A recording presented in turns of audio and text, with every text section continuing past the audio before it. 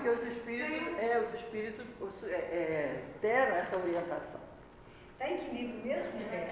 Mas tem uma explicação por que eles pediram para desenhar a cepa? Tem uma explicação sim, a simbologia da cepa. Eu tenho a impressão que é uma forma de multiplicação da parreira. Tem uma história. Depois eu vou ver se eu acho lá em casa em algum livro, e se eu descobrir certinho eu explico para vocês, tá bom? Bem, então nós já passamos pela introdução, os prolegômenos, que começam com o desenho da cepa, e depois vem o corpo da obra. Hoje em dia, o livro traz assim, parte primeira, parte segunda, parte terceira e parte quarta. As edições mais antigas falam livro 1, livro 2, livro 3 e livro 4, tá bom? Mas é só variação de denominação, não tem importância. Então, esse é o livro dos Espíritos. A parte primeira, como vocês estão vendo aí, trata das causas primárias, da razão de ser de tudo. A parte segunda fala do mundo espírita, como que os desencarnados vivem. A parte terceira fala das leis morais.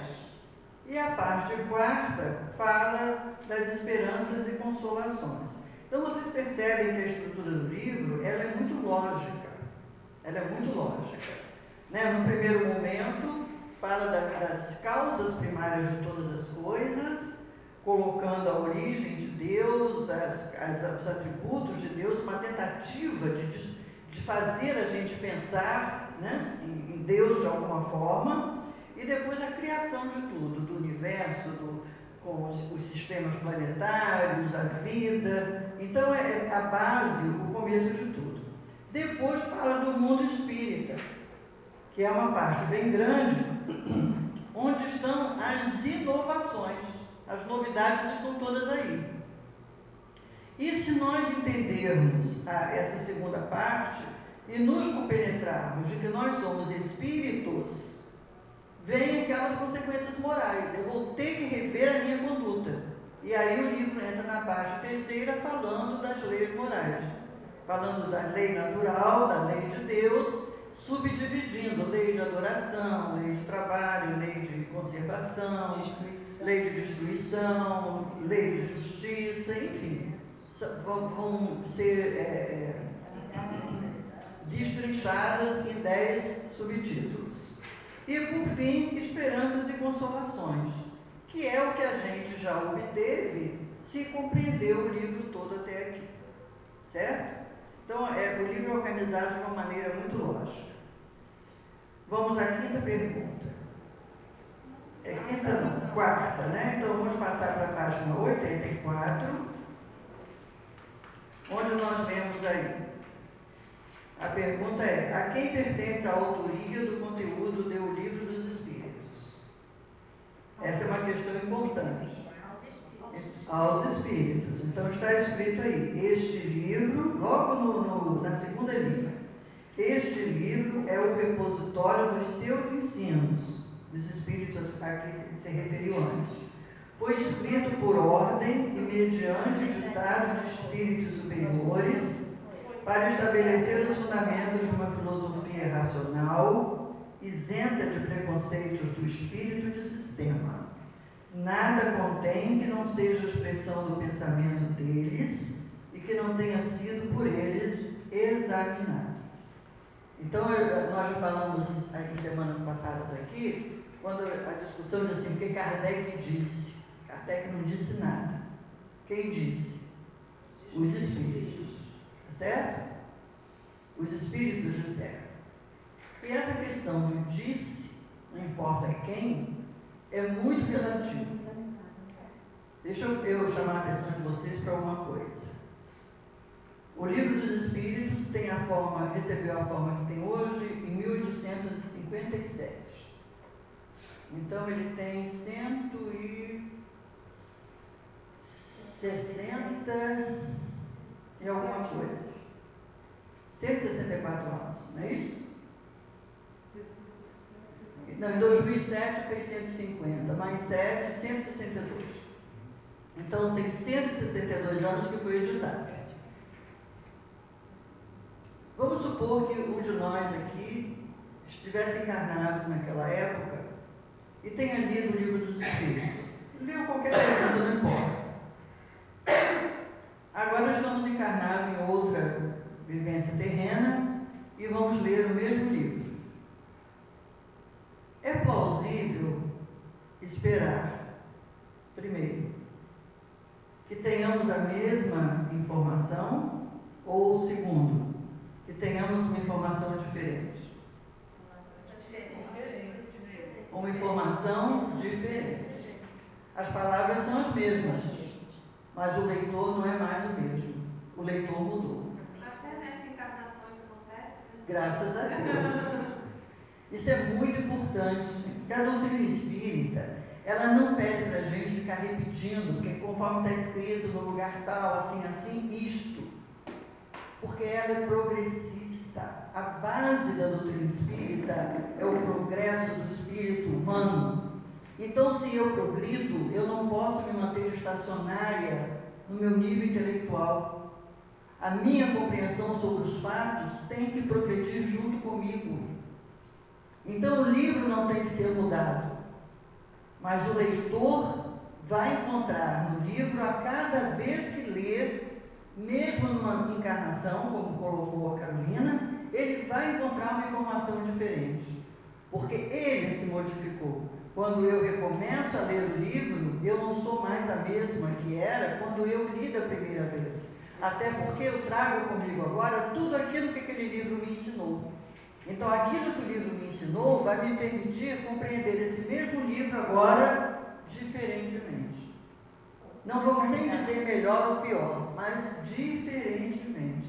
É assim que a gente vai questionando e vai conduzindo uma ampliação de perspectiva e de compreensão da vida.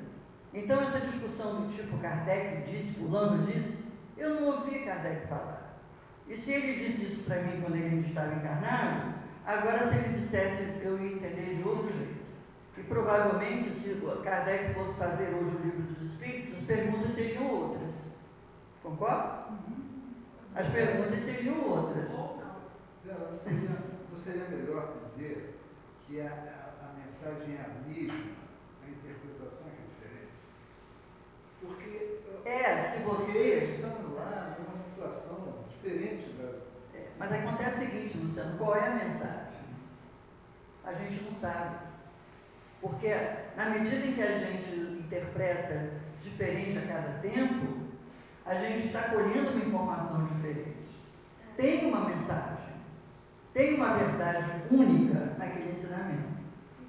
Mas quando nós chegaremos a essa verdade única? O dia que nós chegarmos, as interpretações mudam. Mudam não, se estabilizam.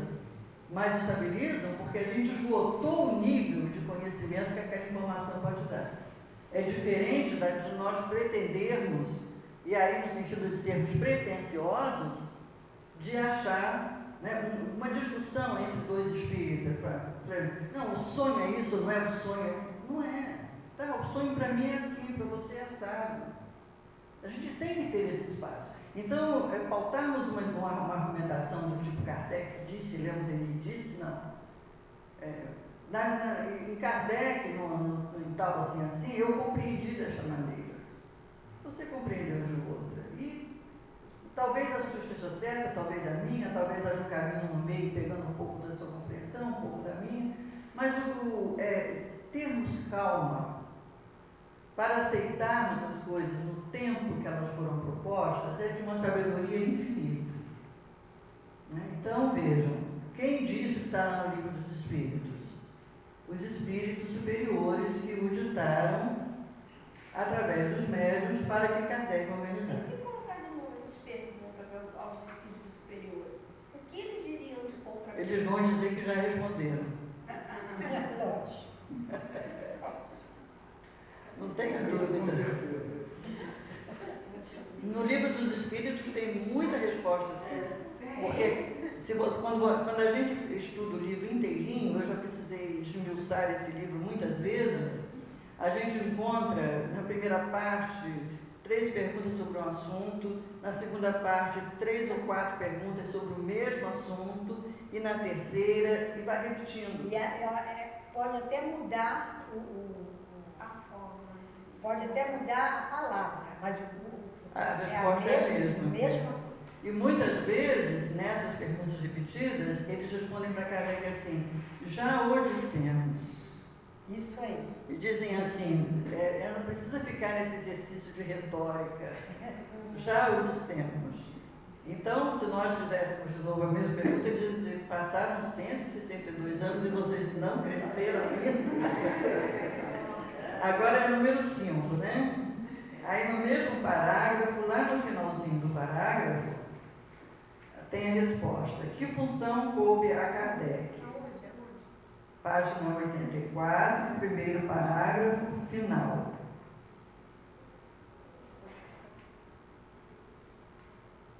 Codificador. Deixam a Kardec, naturalmente inspirado por eles. Acharam isso? Vão descendo aí no parágrafo. Em suma, o livro dos Espíritos é depois disso? Eu estou contando as linhas aqui. 1, 2, 3, 4, 5, 6, 7. Deixaram a Kardec. Acharam? Já achei. Então, nós lemos aí, Deixa Kardec, naturalmente inspirado por eles, a iniciativa de elaborar as perguntas e conceber não a essência do trabalho, porque essa era deles, mas o plano geral de sua apresentação aos homens. Tá certo? Por isso que ele é chamado o codificador. Aquele que pegou tudo que estava espaço, né, porque as perguntas foram feitas em várias casas espíritas, em vários locais do mundo, e ele então organizou isso num código. Número 6. Qual foi e quando foi editada a segunda obra do Pentateuco? Aí nós estamos no item 2.2. Essa segunda obra foi o Livro dos Médiuns. E tem um subtítulo, né? Ou Guia dos Médiuns e dos Evocadores, que foi editado em 1861. Número 7. Qual é o conteúdo de O Livro dos Médiuns?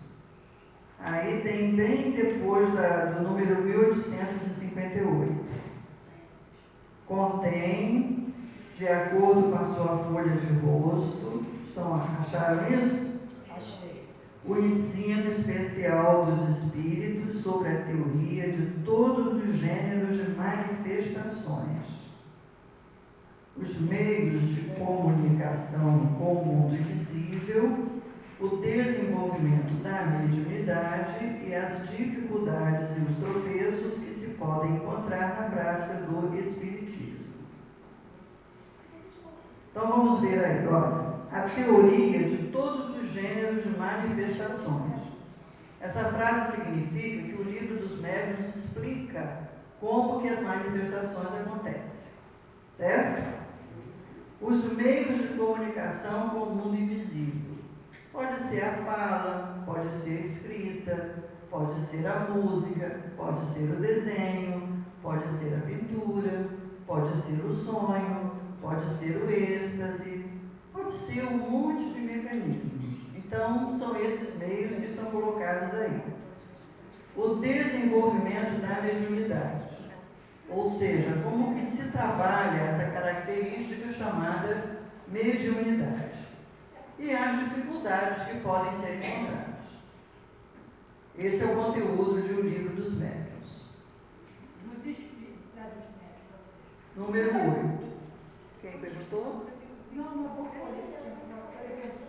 Número 8. Como está organizado o Livro dos Médiuns?